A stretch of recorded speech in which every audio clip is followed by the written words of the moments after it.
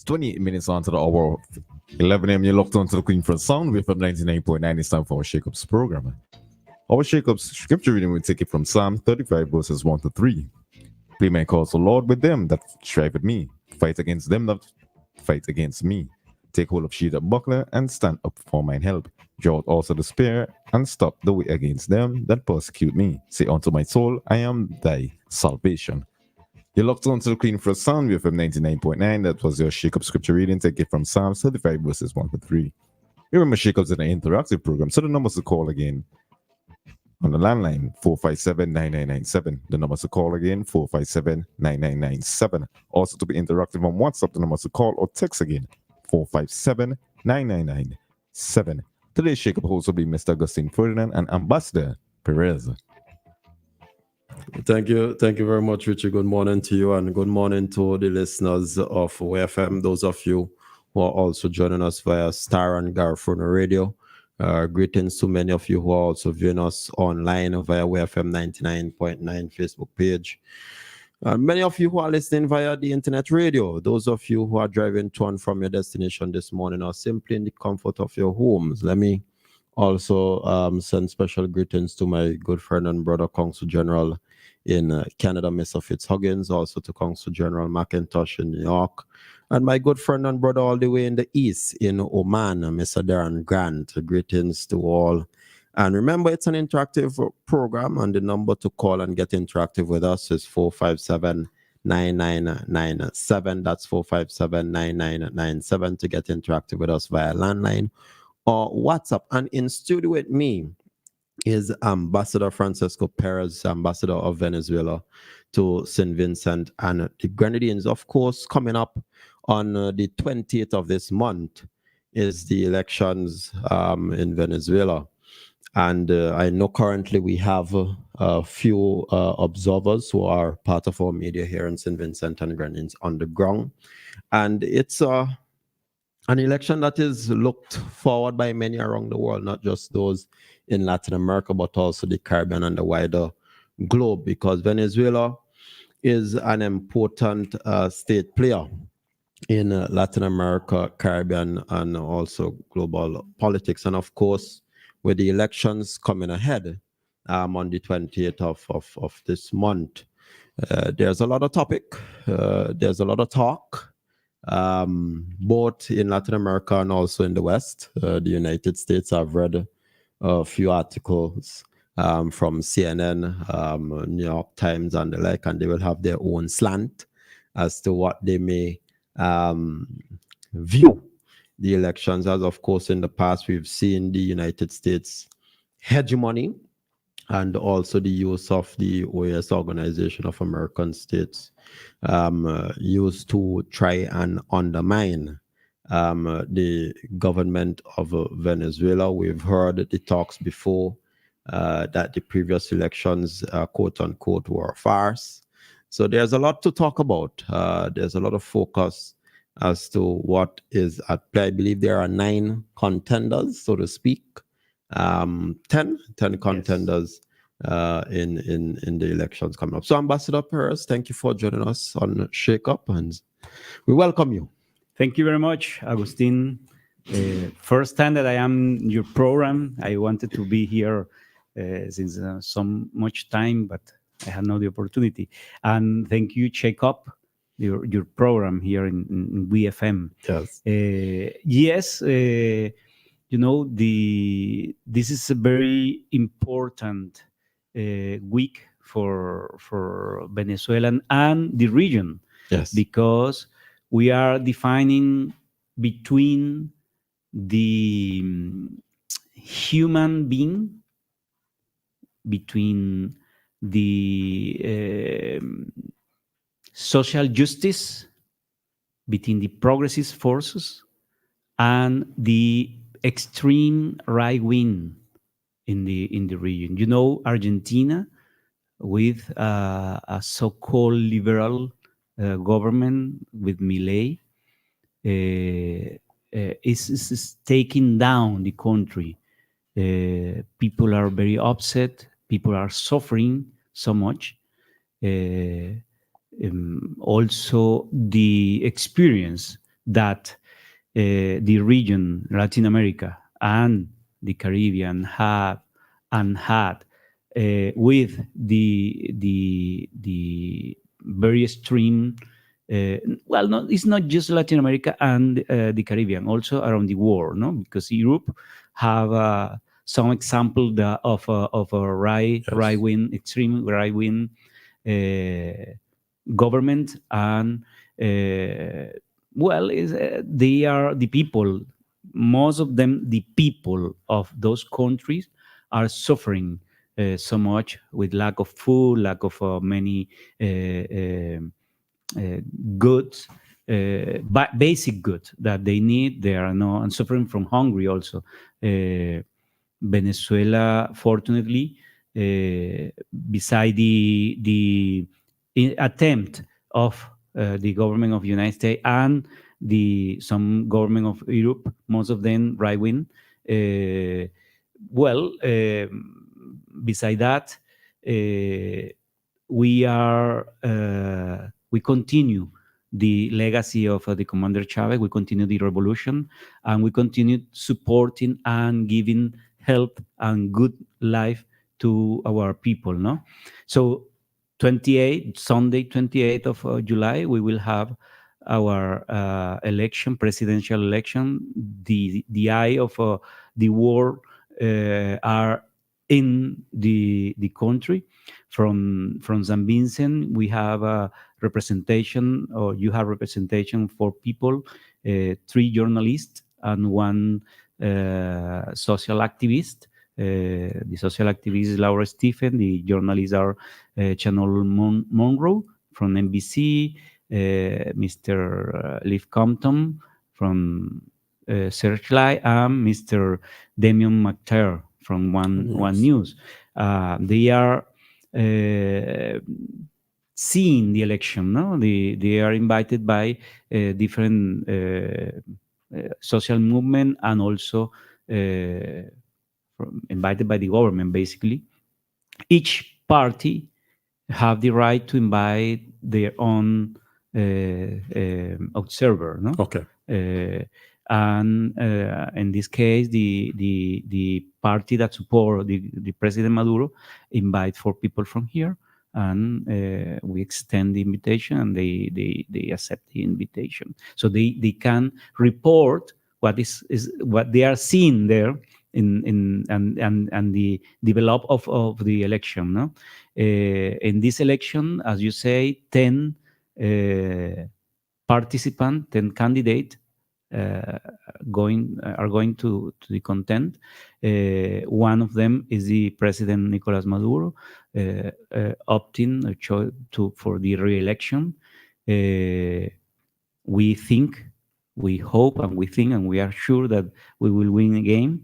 So will be a revolution for 6 more years. That means that the region are sure that we will continue the policy of supporting, of helping, of being friend of the Caribbean. With the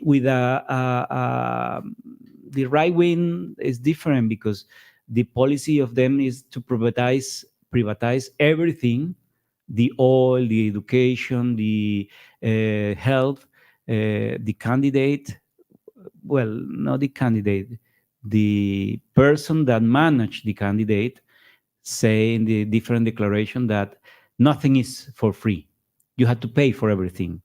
So that is the way that they think. No, the state have not to be involved supporting the poor people, or no.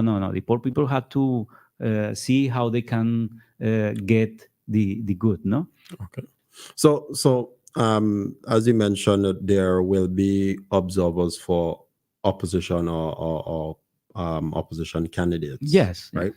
And I'm happy you said that, because for persons listening, you can say the election is a farce when the opposition too can have their own observers participating, observing what is actually taking place, monitoring the electoral process. But as you talk on the privatization of oil and other natural resources, Can you give an idea as to what this election will mean for the people of Venezuela in terms of the major issues that are being highlighted, or that they think are major issues? Yeah, well, the first thing that is that we know the policy of the revolution, no? The main thing, the main goal of our revolution is to provide happiness and good life for everybody in our country. We will continue having social programs. That is continuity of that. In the case of the right wing win, they will cut everything, no, all the social program. For example, we have a social program to provide food in a very low cost, very low. 95% of what they are consuming in that program are produced by Venezuela, no imported, no now. So we will continue in that with that program. The program of education, free education for everybody. The program of housings. We have now five since started the program, the mission, the social mission or the social program. We built 5 million houses in our country in 15 years. You know what that means? It's not just 5 million person, it's 5 million families. Yes. Multiply that for maybe 4 person. That is mother, father, and 2 son, two child. That is 4 person. Multiply 5 is Over 20 million plus, persons. yes. Yeah, and we have a population of 30 million. So more than half of the our population have houses, their own and good houses. No, so if you if in a hypothetical scenario that the right wing win the election, you have to forget houses for the people. You have to forget that. You have to forget all the other social program. We will continue supporting. For example, is a new policy of our government is supporting entrepreneur. If you have an idea and you present your project to the bank have to not, it's not a choice, have to provide the loan and give you the money to put your Make it reality. Exactly. No, so that kind of program increase the number of university. We have now more than 300 university in Venezuela. You know what does mean? People getting education, and that is why the majority of the people of Venezuela is supporting the revolution, because they are going to the university, they are studying, they have knowledge, and that become in a way to understand what is good and what is bad, what is convenient for the people and what is not convenient for the people, no? Okay. And that is what they don't understand, because when you of course the right wing is the act of way of, or they act is that behavior. If you keep the people ignorant, you can manipulate them. Is clear. And Simon Bolivar say that many years ago, you keep ignoring the people, you can manipulate them. So that is for a practice of the right wing. No. Now, I know some persons listening and viewing us, not only in St. Vincent but across the Caribbean, will say, well, you know, Venezuela is in South America, it's a Latin American country. What this election has to do with us? What would you say to such persons who may have an opinion like that, and why it should be important for them to focus on this election coming up? Yeah, of course, it's very important. No, at least 5 years ago, more than 5 years ago, Venezuela have a program and yes, it's a program called PetroCaribe, no? And with PetroCaribe, we could support those countries that need in a good condition the oil. For example, you can say the people of San Vincent that 5 years ago or more received oil in a good condition. That oil, that gas oil, but basically, you can use to put in the electrical storage, but for make work the plant, no, the generator, the generator, and if you receive in a good condition, what it means the good condition? 1 year that you don't pay anything, 1% of interest for the price, and international price, but good condition, no, economical condition, financial condition. So that means that your electricity is not going to increase. You can keep the price.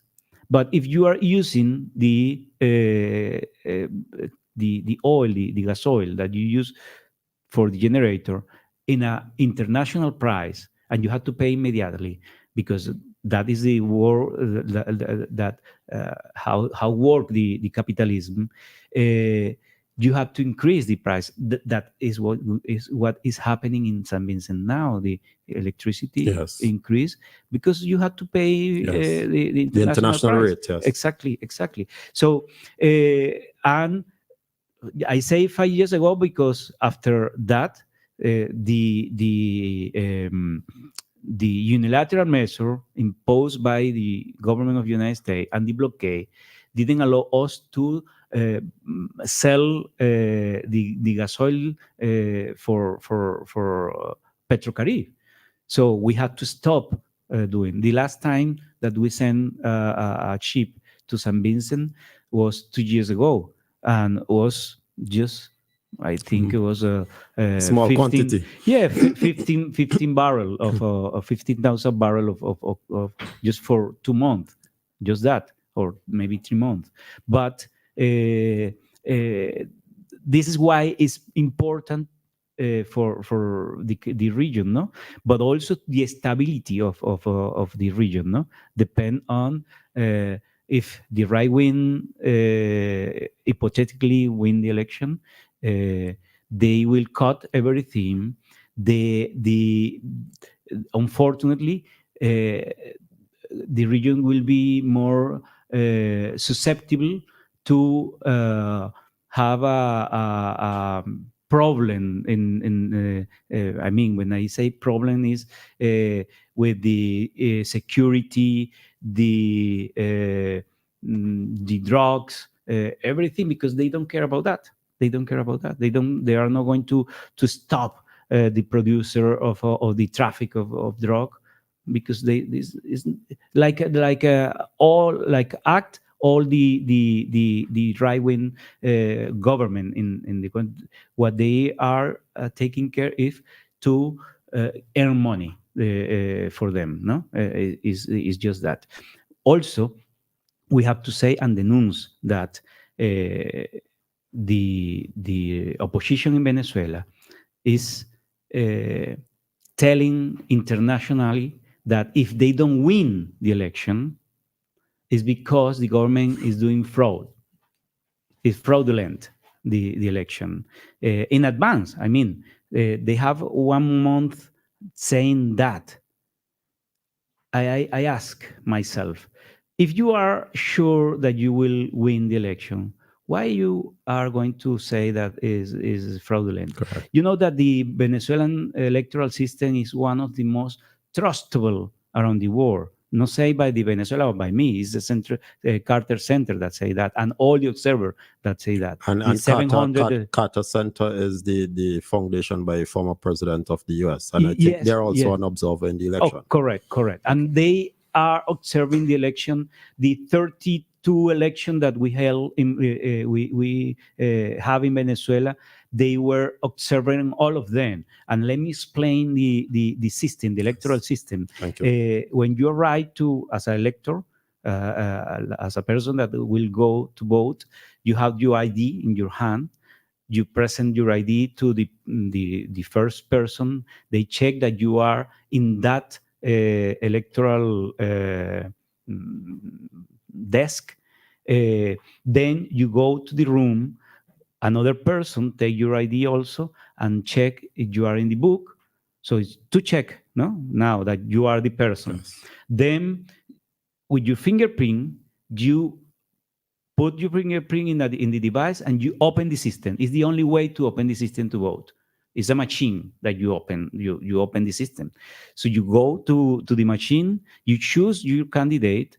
For example, you choose Maduro, and when you press the screen, it's going to show you the picture of Maduro and the name of Nicolas Maduro, and you press vote. When you press vote, a printer is going to give you a paper, and that paper say the candidate that you choose. That paper you introduce in a box, and you then put your finger in a tint, and that tint you cannot take from your finger for at least 2 days. Okay. So you cannot vote again, no? Then at the end of the day, when finish at 6 o'clock or later, the election, all the result of that center will be printed in a page with the number of vote for each candidate. And in 53% of the center, you had to open the box and count vote by vote. When you count those votes, you compare with the printer of the machine, and that had to match, you know. In the counting of the votes, all political party representatives are there. All the political party and also people from The observers.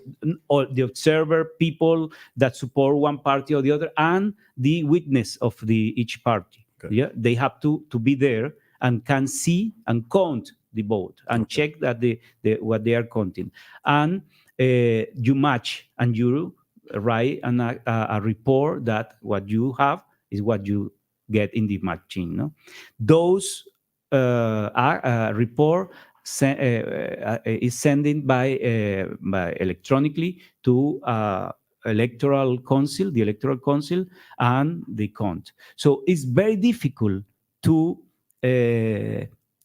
fake, to do something that can I don't know how to say to disturb the result of the election. No, that the number that say the electoral council is what is the result of the people act of vote. No, it's not no other thing. In fact, each party has representative that go to the electoral council and check in advance the function of the machine. Okay. If the machine is working good, they audit everything. All the process is auditable by the different representative of the country.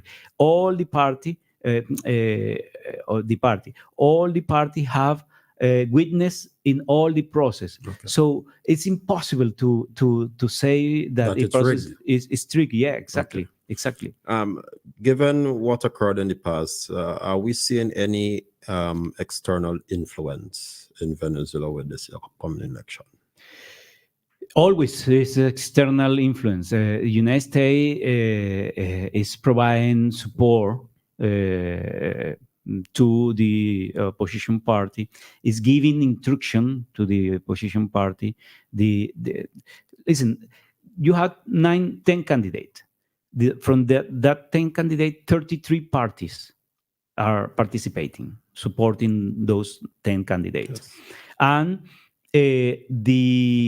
so the opposition, in our view, is 9 candidates that are against the candidate of the government of the revolution. No, Nicolas Maduro against 9 candidates. So it's not just one opposition; it's different opposition. All right, but they say the party that is supported by United States is saying that they are the main party. Something that is not true, but okay, they say that. Everybody say that in their party that they are the main party, and of course, being or they believe that they are the main party, or that have more supporter. They think that they will win. All right, but the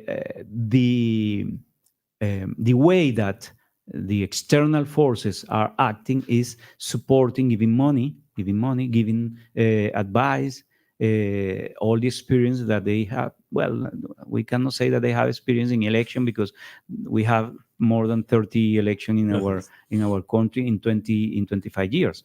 But they are giving support in different way, and giving the instruction of for the election. You know that opposition, that is one of the opposition, the candidate, the person that wanted to be candidate, is she cannot participate in the election. I think it was in March, I believe. Correct. She was disqualified by the organism that can do that constitutionally, no, for corruption, for ask intervention in our country for different reasons. She was disqualified, but she said that she will be the president of Venezuela because she named another person. Is a old man, 72, 73 years, but his health condition is not good. Just yesterday or before yesterday, he was in a rally, and she was down, no, and he couldn't participate anymore. So it's very, very hard for him. But she's the one that is giving advice. Not by instruction, and she's receiving from the United States that instruction. So, but in any case, in the 30 election that we had that kind of intervention in our country, external forces that are giving money or everything. In this occasion, I think that due to the importance of the election, that the United States and other countries that in the past support the opposition, and you remember maybe that group of countries that they named as a Lima group, about with Mr. Guaido at the time. Yeah, but exactly, 80 countries more or less supporting Guaido. They cannot, in this opportunity, not recognize that Nicolás Maduro won the election, because he's going to win the election. And on 29, they have to recognize that were a clean and trustable election, and he won. And we hope, is our hope, that the government of the United States definitely take all the unilateral measure, the sanction and the so-called sanction and the blockade out of our country, because it doesn't matter if they keep, because our government found the way to keep the people alive, keep the people working. We have now, if in the past media say that we have no toilet paper in the shelf of the supermarket, and that was true in some moment, because we were blockade. You go now to Venezuela and you can find the supermarket plenty of everything. The people are working, the people are happy on the street. Well, I hope that the three journalists that are coming can report what they saw in our country, of course. Okay, well, it's now 11 o'clock. We want to thank you, Ambassador, for shedding light on the upcoming elections and to remind us that Venezuela democracy is alive. Yeah, I would like to have this opportunity to ask the people of St. Vincent to be aware of what happened in the country on Sunday, because I repeat, the international media will say that the election will be or are fraudulent, but If Maduro wins. Yeah, if Maduro wins, yes.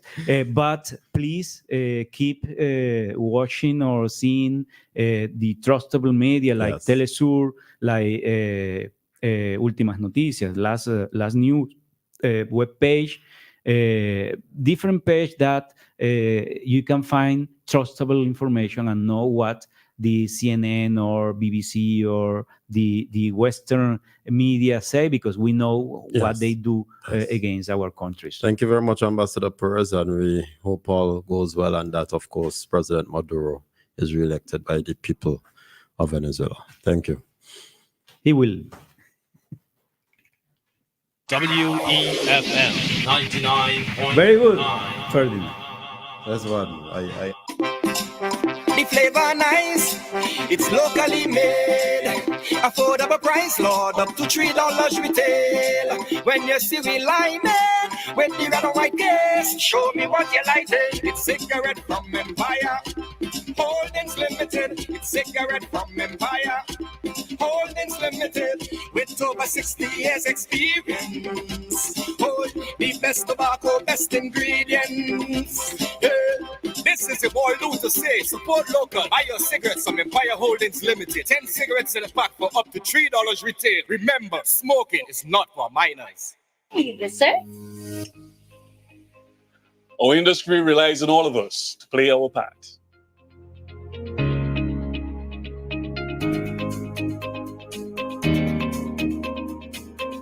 We take pride in showcasing our beautiful island, our craft, our cuisine, and our warm Vincentian hospitality.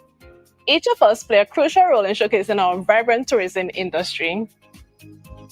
We can create spaces where visitors can unwind, connect with nature, and embrace tranquility of our beautiful surroundings. We need everyone on board to help us create an exceptional experience for our guests. Join us at our National Tourism Community Consultations as we shape the future of tourism in St. Vincent and the Grenadines. It's everyone's business, yeah. Love it, embrace it. That could have been you. An accident that could have been avoided because your tires had almost no grip on the road. Safety is a factor that should never be overlooked when it comes to your car or whatever you drive. SVG Tire Sales and Services in Falls Avenue and in Arnisvale carries a wide selection of quality new tires to fit any car, truck, minibus, or SUV, so you can experience a comfortable and safe commute every time. We are agents for the world's most reliable brands on and off the road, including Kenda Tires, the king of the mountain, Cooper Tires, king of the road and track, Ostone, the king of the outback, and High Fly, the king of the Asian highway. We also carry new tires for light or heavy duty trucks from MRF, High Fly, and Linglong. A reliable set of new tires keep you, your passengers, and your payload always in the safe lane. So when you need quality tires with reliability at 100%, choose SVG Tire Sales and Services in Kingstown, 457-1467, or in Arnisvale, 456-6444. SVG Tire Sales and Services. Performance and reliability proven when the rubber meets the road. Do you spin a dial to make a call on your rotary phone from the 60s? No. Are you driving an unreliable and risky automobile made in the 1900s? Of course not. Are you still fiddling with an antenna to get good signal on your black and white television from the 20s? Really? Then why are you still stuck in the past, sitting on an unintelligent 1930s design toilet? That's right, 1930s design. What does your bathroom say about you? Don't get left behind. The future is now. Be smart. Be progressive. Get yourself a smart toilet seat or a complete toilet today. You can visit the My Smart Toilet Seat office on the 3rd floor of the Blue Corner building opposite the old Anglican School on Bay Street. Our smart toilets are also available throughout St. Vincent at retail outlets with the orange flags. For more information, you can call us at 457-1703 or visit our website, justwashit.vc. WEFM 99.9, home of quality programming. A source of reliable news and information. Home of legendary voices and music. WEFM 99.9, the clean fresh sound. Visit us online at www.999wefm.com or call 457-9994. WeFM 99.9, the clean first sound. 99.9, the heart and soul of St. Vincent and the Grenadines. WeFM is SVG.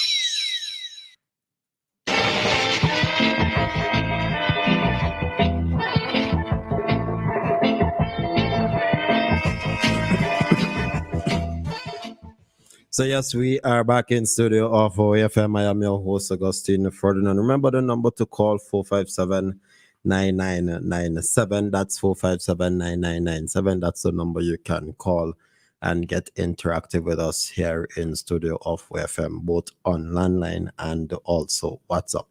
Well, today being Tuesday, I know Thursday, sorry, I know Prime Minister Gonzalez in Union, of course, for a consultation with the residents they're putting into the relocation of students and teachers to mainland St. Vincent from September this year, starting the school term or the school year. And yesterday, the Prime Minister did meet with those who are on the mainland, the residents. You've had pauses in both private and public shelters at the Methodist Church Hall, where they had the discussion also pertaining to that same subject matter of the students and teachers moving to mainland St. Vincent to start the school year. And the thing is, I've heard a lot of discussion on the matter. I've heard the opposition, for instance, they prefer the students to remain in Union Island to receive instruction. But you know, on the weekend I was speaking to a particular public servant, and I reasoned, we reasoned together, and the first thing that crossed my mind, having been a teacher myself and the like, and also a student, is that the question I asked, would it be possible for a child to be able to function well in that sort of environment? I put a hypothetical situation. I said, let's say that you get the school up and running in Union Island. Let's say that, for argument's sake. Let's say that has happened. Let's say that you have somewhat electricity in the school, and of course the provision of water. Let's say you have all that. At the end of the day, where will these children be staying? That is the question I ask. And if you tell me, well, Ferdinand, they will be staying where they are staying currently, which would be shelters, not some place they actually call home, then the next question I ask, picture this. A child is in a different environment that they're accustomed to. Yes, they're with the family, yes. But they're in a whole different environment. They're not in what you call, quote unquote, an environment that is normal or comfortable, so to speak. And that child every day, leaving that environment, goes to school. Same Union Island, goes to school there. And then from school, they return to that environment which they really and truly isn't normal. Would they be able to function well? Because at the end of the day, we want our children to be comfortable enough to be able to take instruction. Because at the end of the day, when they go to school, not only do they have to read and write and comprehend, engage in critical thinking, but they'll also have work to do. We call it homework and the like, not so? We have to remember also that despite the efforts, solar lights and the like, electricity will not be up and running in Union Island anytime soon. And that is why I wondered to myself, and I really like for those of you who are listening to call in and let me hear your thoughts on this. Because at the end of the day, the priority is on the children. And the Prime Minister said before that he doesn't want any child to be disadvantaged or to be placed at a disadvantage. And I will read a quotation of the Prime Minister here. He said, the paramount interest is that of the child. I want the two primary schools to be as one at the same locale you have the secondary school. And I want arrangements to be made such that if they come, that a parent, you can come up here. You can take the fast ferry in the morning after you drop off your child. Do what you're doing in Union Island and come back up on fast ferry. And I will have people who will stay on and who will make sure that the children are not there by themselves at the school. End of quote. That's the Prime Minister. And for persons who may be wondering, the location, where you have, I think this medical school recently pulled out. The medical school that operated down at Annesville, they are next to the technical division at Annesville, or where Teachers College used to be. It is in that locale, that same vicinity, that same facility. And you'll have the secondary and the primary schools in that one vicinity there for students from Union Island. I know already that through the and there's $2.5 million allocated to retrofit and expand the former Teachers College and medical school quarters there, and that will house over 400 students. And I know already that tourism, the Ministry of Tourism, they already put something out inviting persons who more or less have their guest homes to place up for rent. Basically, if you have bedroom, bathroom, kitchen and the like. And the duration of that rent is from September to May next year. So they're calling on private homeowners who have accommodations to basically contact them, and you can contact them via 457-1502 or 493-0667 if you have rental space available, and you can get in contact with them and register. But I want to basically hear your thoughts on this, because again, as the Prime Minister said, the interest of the child is paramount. We'll have persons on mainland St. Vincent and elsewhere who the students are living in a comfortable home, they're living in a comfortable environment, and they will be able to function much better. Do we want, therefore, to have the children in Union Island, in particular, living in a worse off condition that will place them at a disadvantage? Because at the end of the day, all of them, they have to write the same CPA, they have to write the same exams. And they don't want the children there to be at a disadvantage than,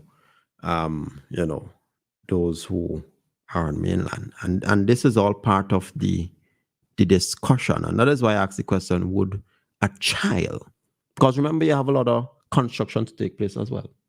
You're going to have a lot of dust, a lot of noise in Union Island. Would you want them, therefore, to be in that sort of environment? And therefore, would they be able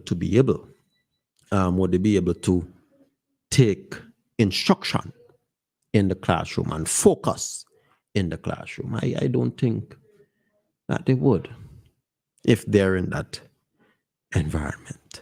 And so what the government is saying, that we find accommodation for them on mainland. Parent can come up and they can stay in.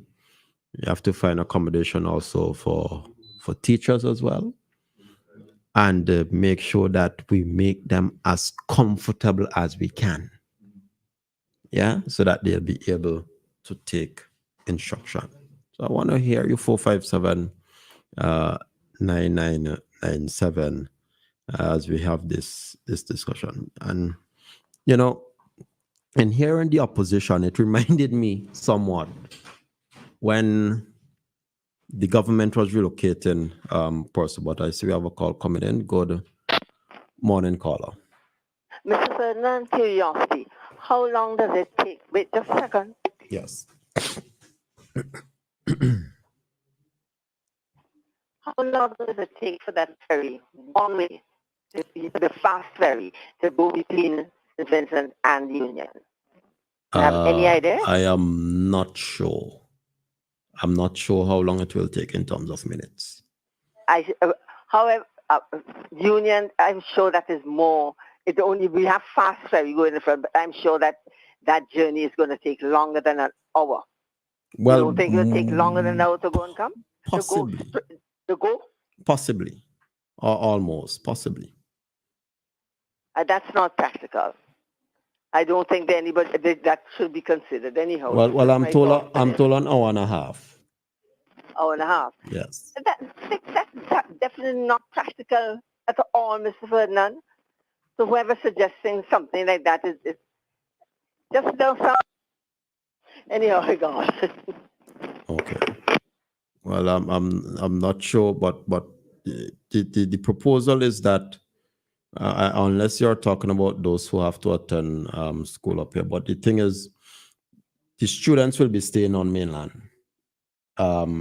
during the duration of the school term or the school year. Therefore, they won't have to be traveling back and forth. So I just want to make that also known. What some processes are saying is that instead of having them reside on mainland and also going to school, is that they should stay in Union Island. And my thing is, would they be able to learn and function well in that sort of environment where they're not staying where they used to? They don't have really a place to comfortably call their home. You're having a lot of cleanup operation. You're going to have a lot of construction taking place, a lot of noise, and I don't think that they'll be able to function well. Similarly, too, the teachers, and I made mention of this before, their productivity will be affected because the teachers also have lost their home. Correct? Teachers, they lose their home. And the teachers also, they have children. They lost their home. You have to do your lesson plans. You have to mark books and the like. And again, would they be able to be at their best or optimum in being productive within the classroom? Because I would tell you this, and from a human resource and a standpoint and understanding, where you have persons or a worker that is stressed or where they're still in that environment where they have trauma and the like, it will affect their productivity.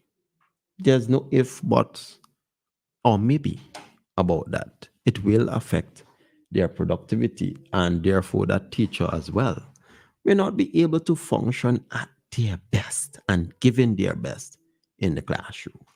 And these are the sort of things I want us to think about in looking at this thing. Because again, the opposition is saying they should be left there and go to school down there.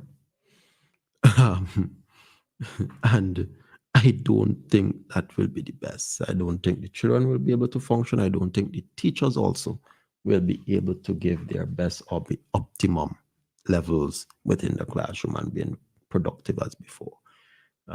So that is why I give you the opportunity to share your thoughts on the program today.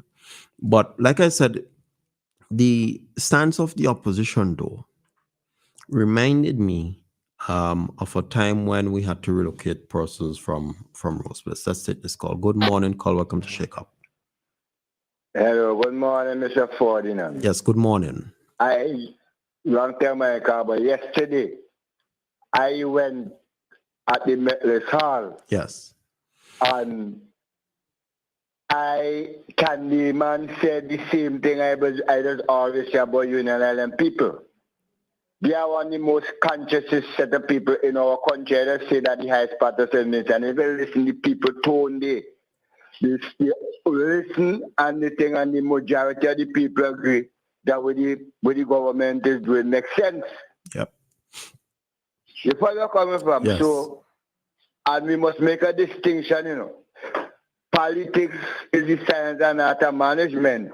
And there are some people parading as politicians and as politicians, because in a crisis like now, where the people Union and the country face this kind of thing, we have to be realistic and be pragmatic. Realistically, the people them in Union Island, they understand the reality and they agree with the situation. And what I like is quietness. The only time I had a little raffle is when people question and proposal. And you know what I notice? When you come with stupidness, people get in a kind of jittery. When it comes with logics, everything humble, man, it proves the point. And when we say as a simple man, we, in a moment of crisis, there is the great opportunity, and the moment of the Union Island people among we for a little time, some people might not like it, but let me make it abundantly clear. One of the fundamental problem I have with my people and citizens, we just think too small. We don't need to really idea and a big discussion. And one thing I like with them Union Island people, they like big discussion and big talk and big action. You follow coming from me, brother? Yes, indeed. And this is why I appreciate the moment yesterday. You know, so then we don't have to worry the politicians, you know, because everybody don't see who's the difference between politician and politicians, you know. Because we tell you that, you know, come and say, hey, I get the thing, you know. And it's good for me and it's good for the country.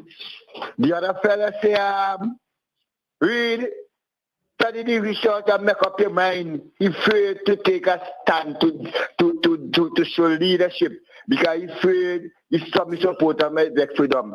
Let me tell you, that one the thing when me the support come, you know. Come and not go there for mind the party and the people, go there to mind the country and go there to lift we up. Correct. And there's one thing, we leaders supposed to pull you up, not go down to we for please for we vote for up. Precisely. Come back, keep the line. We put you in office to lead, and leader must lead. And may I tell you, you know, the challenging and dangerous ground the Union Island people with that kind of stupidness, them there, you know. Because as Stalin say, sufferer do okay with the meal coming from, you know. You understand me, brother? Yes. And leadership come in crisis, and people are watching, you know. So let them go on. Okay, me brother. All right, man. We talk more uplifting thing, man. Yes, man. Thank you. All right, me brother. Thank you. Thank you very much, man. And that's the thing. Leaders must lead. And you know, it reminded me of something that President Nixon once said about, you know, politicians who tell people what they want to hear and not what they need to hear. And he said that basically tells you a lot about a politician. You know, when you're a leader, there will be times you'll make decisions that, you know, at first instance, the people may not understand it and they'll criticize you for it. But it is why you're a leader. And it is for you to help them understand why you made the decision and why it was the right course of action to take. I listened to the leader of the opposition. And his argument is that we shouldn't have the children reside and go to school on mainland because we are taking them out of an environment that they're accustomed to. Seriously? Seriously? They're accustomed to that environment? Let me read it out in quotation. And this is what the leader of the opposition said. He said, we want what is best for the community. People have been through hell. What they want is familiarity. I'm no psychologist, but I think that helps. People are around you and places around you that are familiar. Union Island is in its state now. It's familiar. Somebody talk to me. Union Island in its current state now. Is that familiar to the people and especially the children of Union Island? He said, and he goes on to say, but I think that helps people around you and places around you that are familiar, that you don't have to do a further adaptation or adjustment. Now, reading this again, I do question whether the leader of the opposition engages his brain before he actually speaks. You're telling me that they don't even, let's say you have them going to school on Union Island. There have to be adaptation. You have to adjust somehow. That isn't familiar. The place is devastated. How you call that familiar to the children and the people of Union Island? Huh? But again, you have those who lead and those who simply just talk because they can. And the Prime Minister is providing leadership. As someone mentioned to me, because again, I've been having discussion on this whole weekend. And someone told me, well, maybe we should put it to a vote. Put it to a vote to the people of Union Island. And I'm like, put it to a vote? So I say, well, then what is the purpose people go to the polls every 5 years?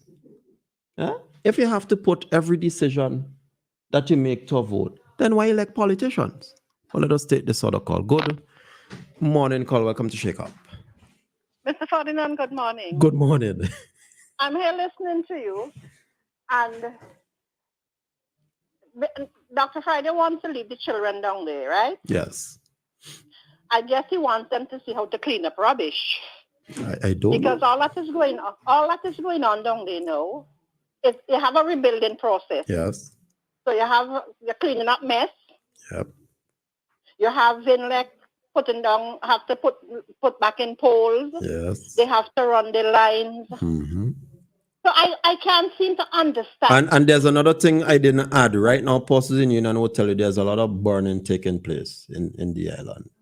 Old clothes and the like. And we are hearing from a doctor now that there could be a health problem down there also. Yes.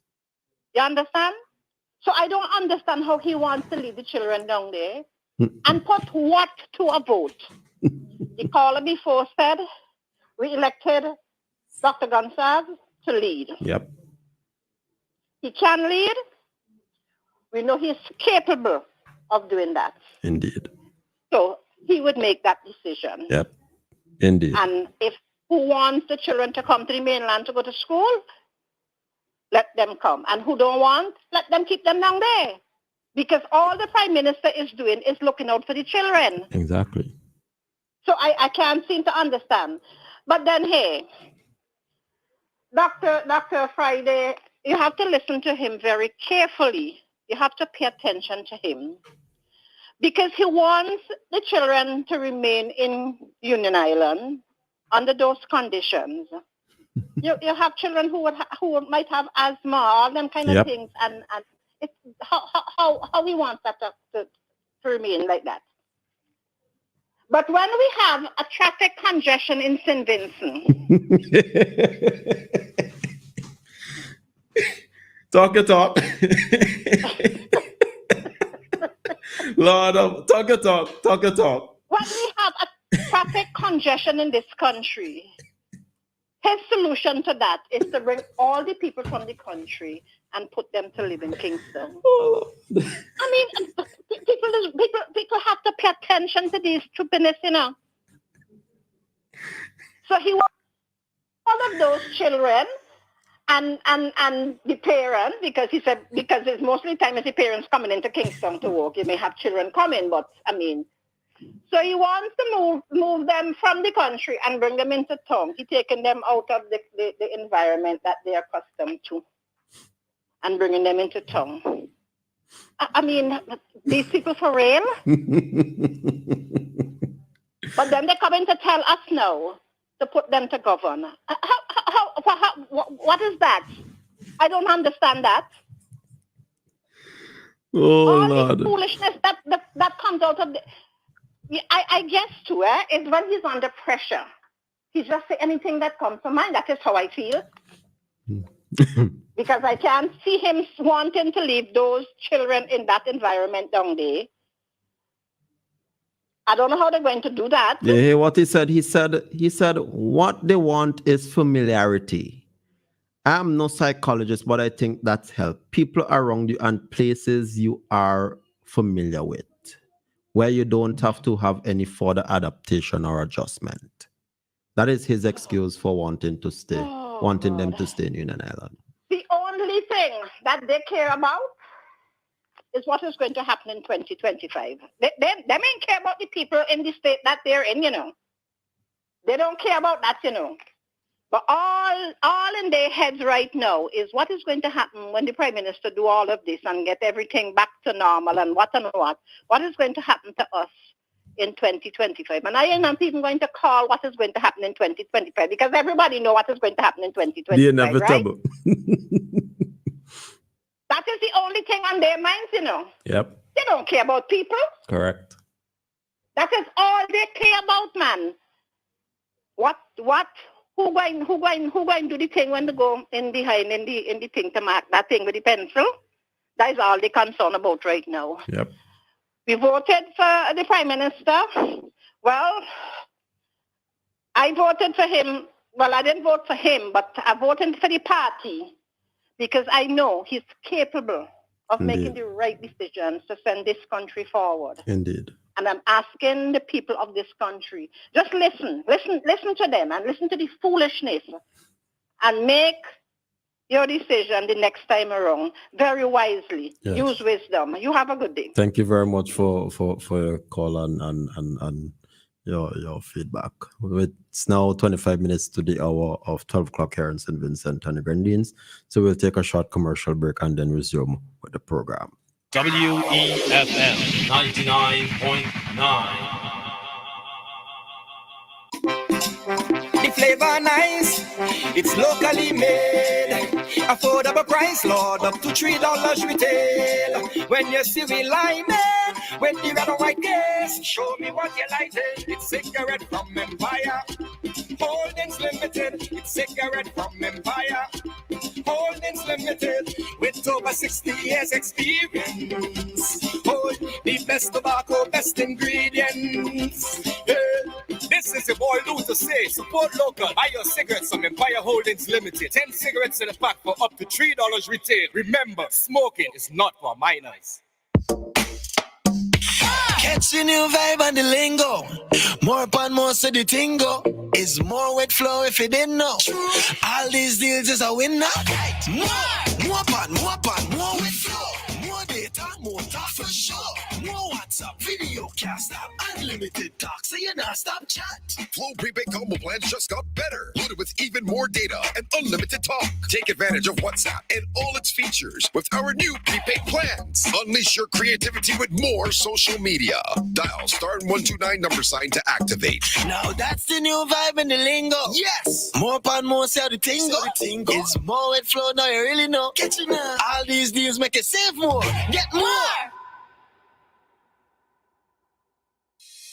St. Vincent and the Grenadines. It's a whole new world out there. Reaching new customers and getting products faster. That's what it's all about. Ocean freight rates are skyrocketing, so don't pay more for slower service. It's time to switch to faster, more reliable air cargo service with SkyMax Cargo. Up to 3 flights weekly to and from the USA, Puerto Rico, and the Caribbean islands. Providing excellent import, export, and e-commerce solutions to put you ahead of the competition. For special low rates on small packages and air cargo, contact SkyMax today. 784-456-5400. Local agents SwiftPack Interbrand Cargo. Call 784-456-5400 to book your shipments today.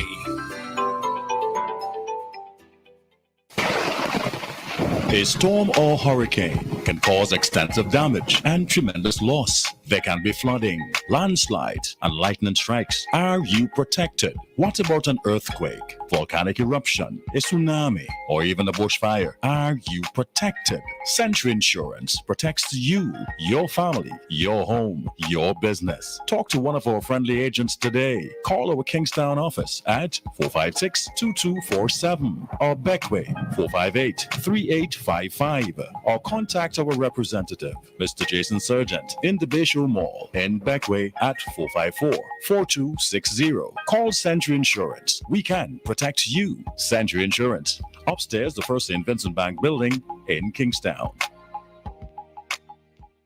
Cloud9 wants you to know that they're having their biggest sale ever. Save between 50 to 80% on everything store-wide. Shoes and clothing for the whole family, toys, household items, swimwear, and more. Don't miss out on this crazy sale. Everything must go. What are you waiting for? Get it before you miss it. Offer applies while stocks last. Some restrictions apply. Cloud9 is open Mondays to Fridays 9 a.m. to 4:30 p.m. and Saturdays 9 a.m. to 2 p.m.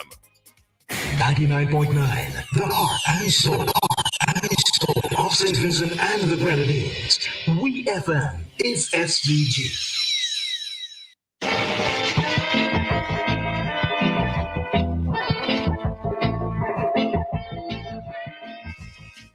So yes, we are back in studio of WeFM. I am your host, Augustine Ferdinand. Remember the number to call, 457-9997. That's the number to call and get interactive with us here on the program. You can reach us via landline or WhatsApp and get interactive on the program. Let's hear your comments. As we discuss this issue with, the students from Union Island who have to come September, relocate to mainland and where they'll be attending school and also residing here, and where that idea is being opposed or criticized by the opposition and some other persons, and where the leader of the opposition, in his view, said that it is better for them to stay where they are familiar with people around them and where they're familiar with Union Island.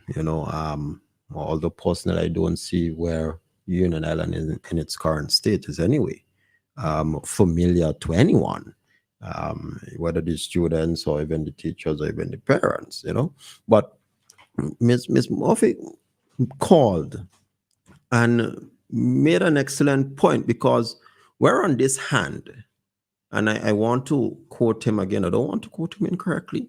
I want to give the quote. He said, and I quote, "We want what is best for the community." This is the leader of the opposition. "People have been through hell. What they want is familiarity." That's what he said. He went on to say, "I'm no psychologist, but I think that helps. People around you and places around you that are familiar, that you don't have to do a further adaptation or adjustment." End of quotation. So that is the crux or the main argument of the leader of the opposition as to why the children should remain in Union Island and should go to school in Union Island in its current environment. The government is saying, no, we have to put the interests of the child or the children first, in that is nowhere on earth they will be able to function in the current environment they're in. Electricity, basically they're not living in homes that they usually do. They're in shelters and the like. And the best thing for them is to come live on mainland, and where a parent would at least be able to stay with them on mainland, and where all of them, all 400 and some students, will be attending school in the same location, and where the government has allocated $2.5 million to more or less expand the significant renovative work at the old Teachers College, and where the the previous medical school was down at Arnesville there. So all of them will be in the same vicinity, and again, they will be in guest houses, and where a parent can also stay with them. Similarly to for the teachers, where they will be placed in guest houses as well. That is the position of the government. And remember this, under the Education Act, the state is also responsible. Where education is concerned, all children, once you're 16 under, you must be in a school. You must go to school. That is what the state says. And the caller made an excellent point, because where on this hand, the leader of the opposition is talking about adjustment. You know, he said you don't want to have any further adaptation or adjustment. Just some time ago, the leader of the opposition of this country said that in order to alleviate traffic congestion on mainland, and where you have congestion in Annesville, the capital city, Kingston, he said, is to have persons come in and live in capital city, Kingston. And you know, I'm thankful for that caller, because it shows you I don't know, what do you say, the hypocrisy? Or where some will say where he's not engaging his brain at all. But I have the recording here to play for you when he actually said that. Listen to this. Build something. They put a mock-up and say they're going to build a city in Annesville. Where you ever hear of a government build a city? I mean, that's just building construction nonsense. And you're going to put a tunnel through King Garden. You don't believe that? On the King, You don't believe that can happen? Well, I hope not. You know, I mean, why not? Because it's not practical. So what would be the point of the matter is your plan to deal with the traffic situation going to Kingston? Your alternative plan? Yes, you have to improve the traffic into Kingston. I'll give you, this is just one example of a small thing that can be done that doesn't even require building a road. We need to have more people living in Kingston. That is going to do two things. Kingston is congested already. Kingston is not congested if you use the space properly. You need to have more people living in Kingston, just for the health of the city. Yeah. Need to have more people living in Kingston, just for the health of the city. You know? For the health of the city. Health of the city, meaning a healthy city is one that is alive even after 4 o'clock. You know, if people are moving about, you have a barbershop here, you have a little cafe there, you have a. So where would you put these people to live in Kingston? You make affordable housing in Kingston. Reduce like building rate is there, for example. How many people can that? You put a 3-story building there. You put 1 and 2 bedroom apartments. Okay, so then how many people? How many people can that house? Start. The point is that it helps to if you take 100 cars off the road in the morning, that helps. But yeah. So yeah, you have no problem. Okay, we have a traffic issue. Man, we solve that.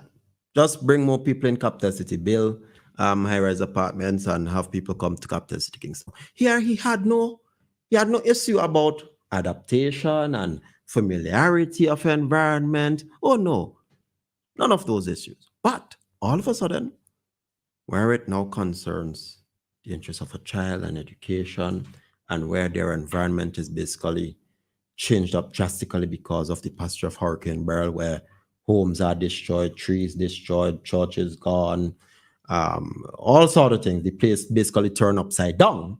Oh, all of a sudden, he thinks that's familiar environment. That's his whole thing. How on earth is that familiar environment? The place turned upside down. How is that familiar environment to have children staying and learn? Does that make sense? Does it make sense? It doesn't. And again, that is why leaders lead. And the Prime Minister and the government of St. Vincent and Grenadines is showcasing leadership.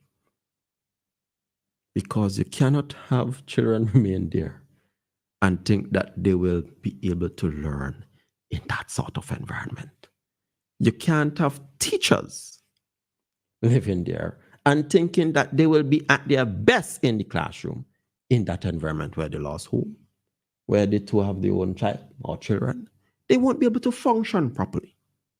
So the best thing to do is make sure provide an environment. Yes, it's something new, but surely it will be more comfortable than where they are now. Not so? They will be more comfortable than where they are now.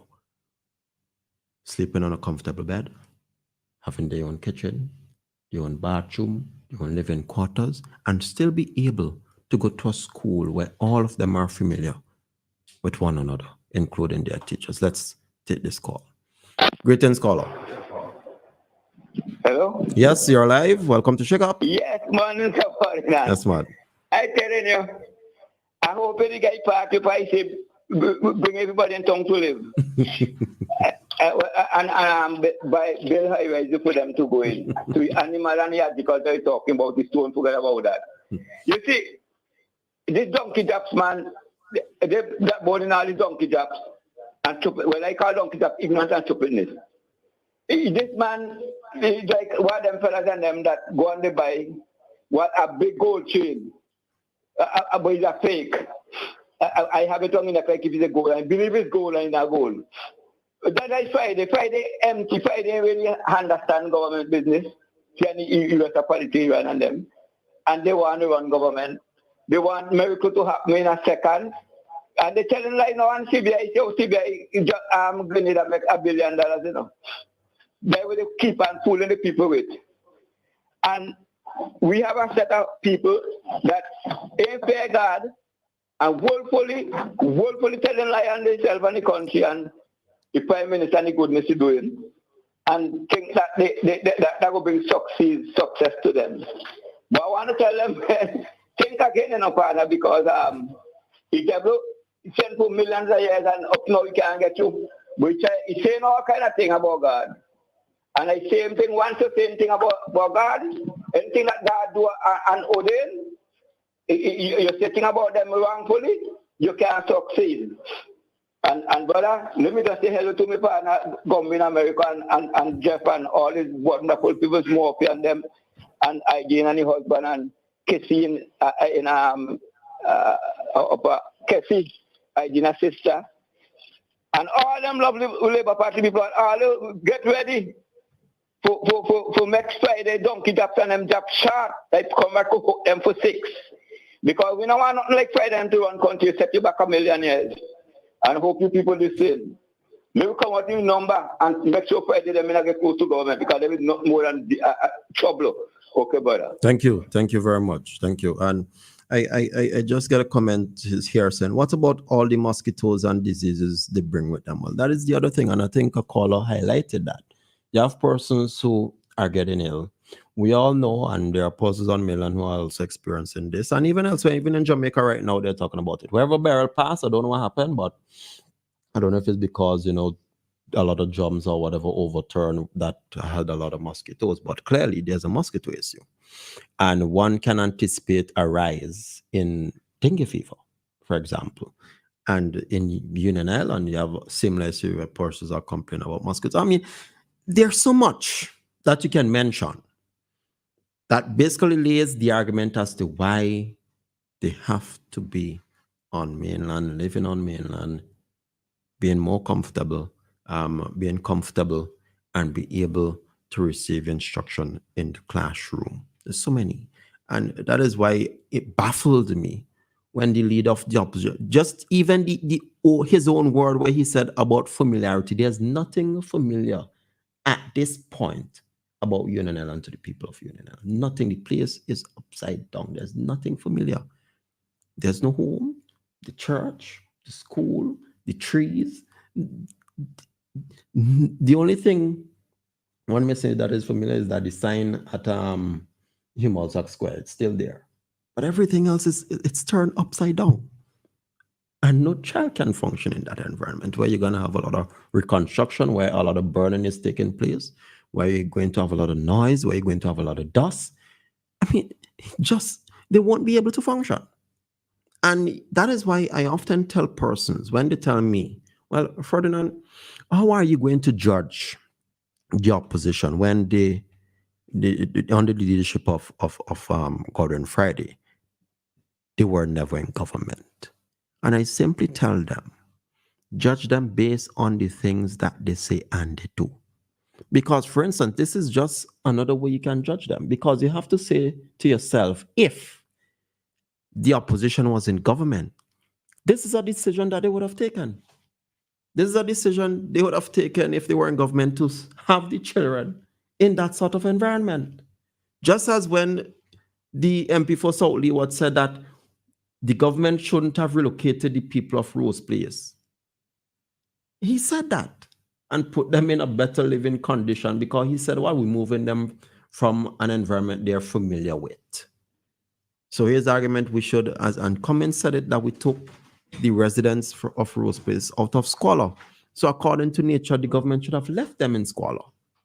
Huh? And these are the things. And this is the other thing, is that nature is the first vice president of the party. You could imagine that? And that is why I say you can judge the opposition on things that they say and things that they do. I remind persons that within 4 years, we have experienced a pandemic. We have experienced eruptions of La Soufrière. We have experienced Hurricane Elsa. And we are now experiencing the impact of Hurricane Beryl. Major events, one after the other, bringing their own set of challenges. And the government have faced all of them head on and responded swiftly to all of them head on. Not cowering, but responding. And here you have an opposition. Imagine if they were in government. For example, the pandemic, the opposition's idea was to lock down the country. When the leader of the opposition said, oh, look what Barbados is doing. Oh, look what St. Lucia is doing. Oh, look what that country is doing. Oh, they're locking down and we should lock down too. The government said, no, let us keep life, living and production going. And we saw eventually where countries said, hey, lockdown is not the solution. And history again has proven the government and the leader of the government, Prime Minister Gonzalez, right? Greetings, caller. Mr. Ferdinand. Yes. You need to get the clip with the man from South Leeward talking about, right? But the war on country. Repeat again. We didn't hear for a while. Talking about. You need to get the clip with the guy from South Leeward talking about compensation. You didn't hear that one. You missed that one. In Parliament, yeah. Yes, Prime yes, Minister yes, got up yes. and and Prime Minister got up and corrected him. Yes. But them is who we must send abroad to represent this country to talk. That's all that foolishness there. I gone. All right then. All right. Yes. I mean, so all these things you can do in making your judgment when that time comes. Because had it been for the opposition, the country would have been in lockdown during a pandemic. And we all saw the results of that in other countries, and where they themselves turn around and say, hey, this lockdown thing ain't making sense. We all saw that, and we all saw the impact on their economies as well. And yes, our economy contracted too, but it didn't contract as bad as they did with double-digit contraction. We've seen the government respond in terms of the eruptions of La Soufrière, even in the time of a pandemic, where we continued providing instructional learning, where persons' homes got fixed, where persons had to be relocated, where persons received their new keys, and we're still continuing with that process. Responding swiftly because we have monies in the contingency fund, a very fund that the very opposition opposed in this country. All these things you have to, when you think about them, imagine that for the opposition alone, if they were in government, the country would be on lockdown during a pandemic. For the opposition alone, we won't have any contingency fund in order to have monies where we respond swiftly in providing food and shelter when the eruptions of La Soufrière occurred and where persons had to be evacuated. And even up to today, we have monies, over $50 million that the government has allocated out of the contingency fund to deal with this disaster and recovery efforts. And where we have to provide food under like $50 million out of the contingency fund. Had it been for the NDP, that wouldn't exist. All these are things that we have to think about when looking at governance, when looking at policy, when looking at leadership of our country. And again, for the opposition alone at this point, they would prefer to have your children, the children of Union Island, staying in Union Island, in that sort of environment where you have a lot of mosquitoes, where you have the place upside down. They would want them to remain there in that environment and think that the children would be able to learn well. And think that the teachers also from that island who lost their homes, who lost everything, would be able to be productive enough to provide instruction to children. And then they want you to think that they're ready for government. You could imagine that.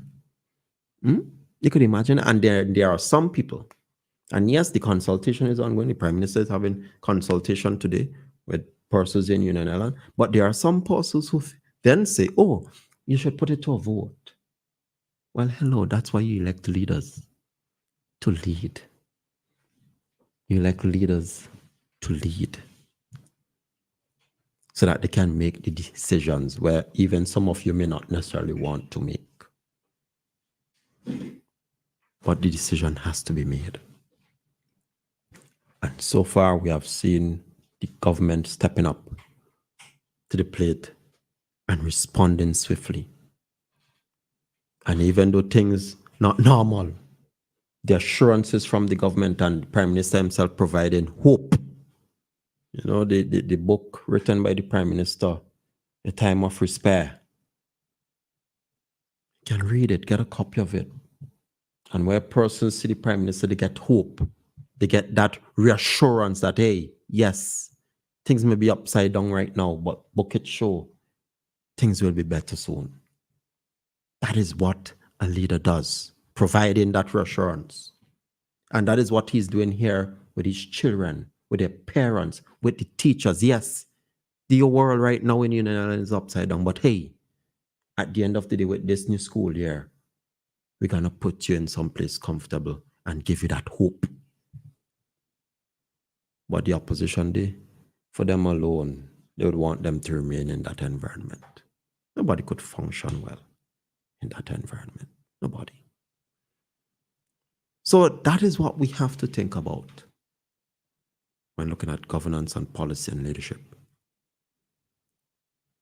And you know, the Prime Minister always said that this is not a branch of the entertainment industry and this is serious business. It's serious business. And I thank Clacon for calling in. And as he was there yesterday at the consultation, and I'm happy that the parents understand. And I have no doubt, I mean, once you have the interest of your child at heart, I mean, you would understand why this has to be done, you know. But I do expect better from the opposition, you know. Although sometimes some persons normally say give them a little bit of leeway because, you know, you're hoping that persons can, you know, come to the senses somewhat, but it seems as though the opposition leader is too slow for that, you know. And I'm hoping that given this whole disaster that they'll at least put politics aside. But hey, they say a leopard can't change its spots, yeah? A leopard can't change its spots. But I want to thank those of you who, let me see if we had any WhatsApp coming in there, Richie. I want to thank those of you who called in and interacted with me on the program, hearing your views.